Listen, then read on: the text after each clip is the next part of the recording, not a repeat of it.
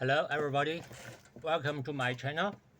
If you watch the previous chapter carefully, you will roughly understand that after the expected G wave combines with the environmental G wave, a corresponding behavioral G wave will be generated, which acts on the G union of the motor instinctive sub-G to produce behavior. This process is dynamic and multi-angled, so both its expression and understanding are quite difficult.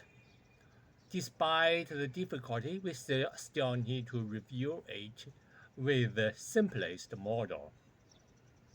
Suppose there is a young child who has no complex experiences or knowledge of society and spends all day in a limited room at home. However, he has eaten a lollipop once and likes the sweet taste. Then, a lollipop juice is formed in his brain. This lollipop juice naturally includes the shape sub-juice and the lived experience juice sub-juice of the lollipop. Undoubtedly, the lived experience sub-G of the lollipop is also connected to the player sub-G. So, generally speaking, the lollipop G in his brain is connected to the player sub-G. One day, he wants to eat a lollipop. This indicates that the lollipop related G in his brain is activated.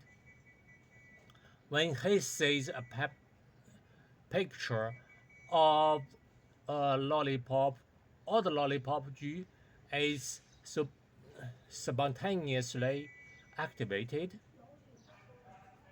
In any case, the lollipop G is activated and slightly activates the player sub G, thus generating an expected G wave of eating a lollipop.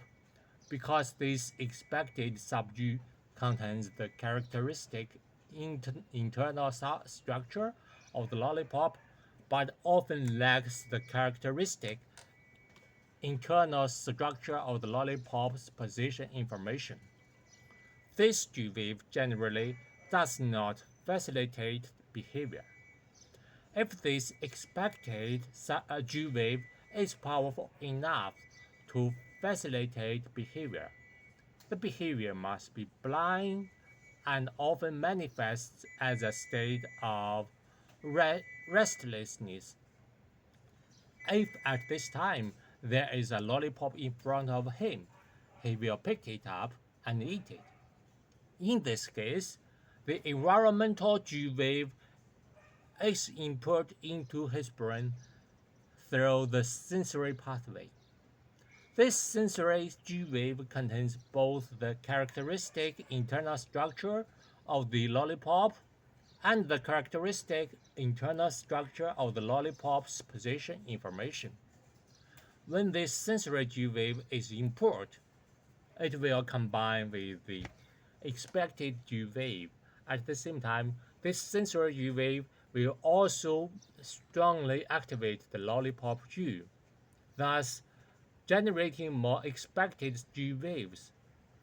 So, the newly combined expected G wave contains both the characteristic internal structure of the lollipop's position information in the environment and is more powerful than the previous expected G wave.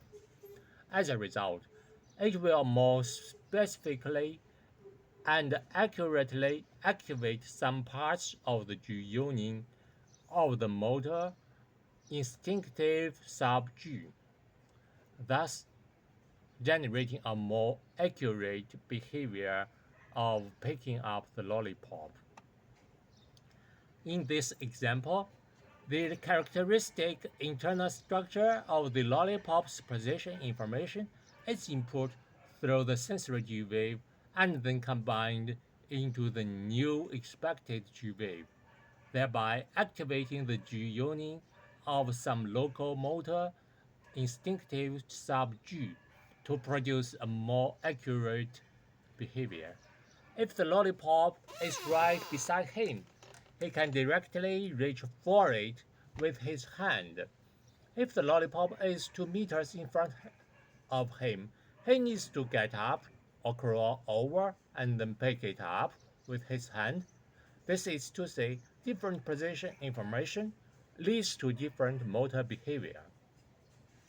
If we regard the G-union of the motor sub-G as a combined G for position recognition, and the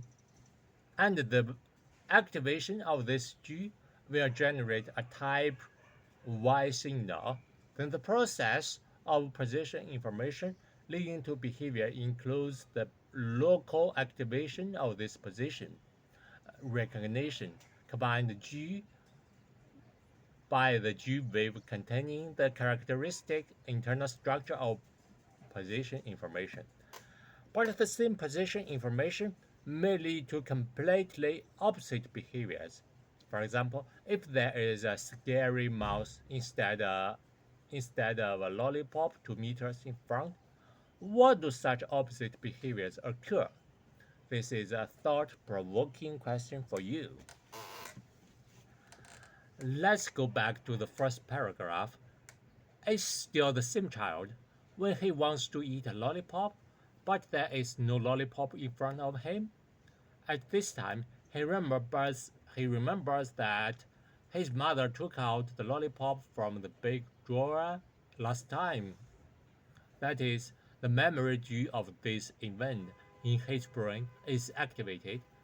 The G wave of this G activation contains the characteristic internal structure of there's a lollipop in the big drawer. This G wave is similar to the sensory input G wave.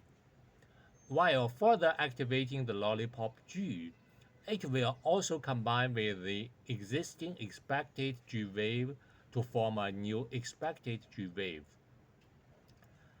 The new expected G wave is more intense and contains the characteristic internal structure of the big drawer at this time because he expects there to be a lollipop in the big drawer.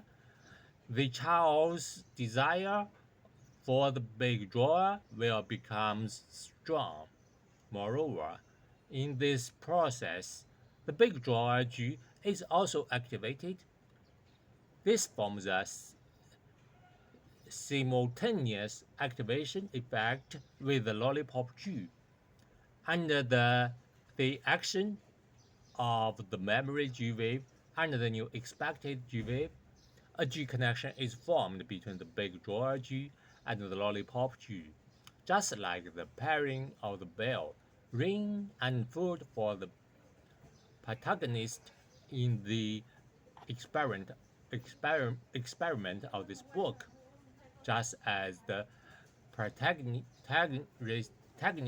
desires to hear the bell ringing, the child at this time will desire to see the big drawer, just like the desire to see the lollipop in the first paragraph of this chapter.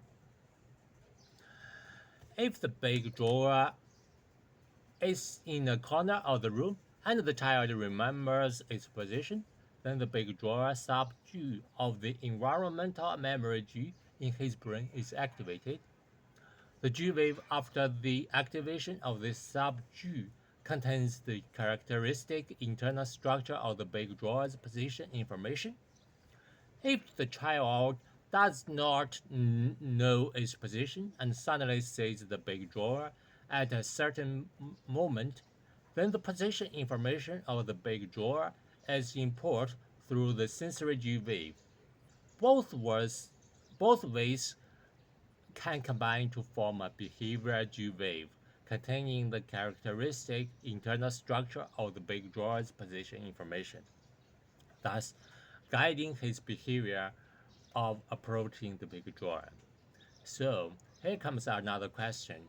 What will be the G activities in the child's brain if the big drawer is locked or there is no lollipop in the big drawer? Okay, Guys, see you next time.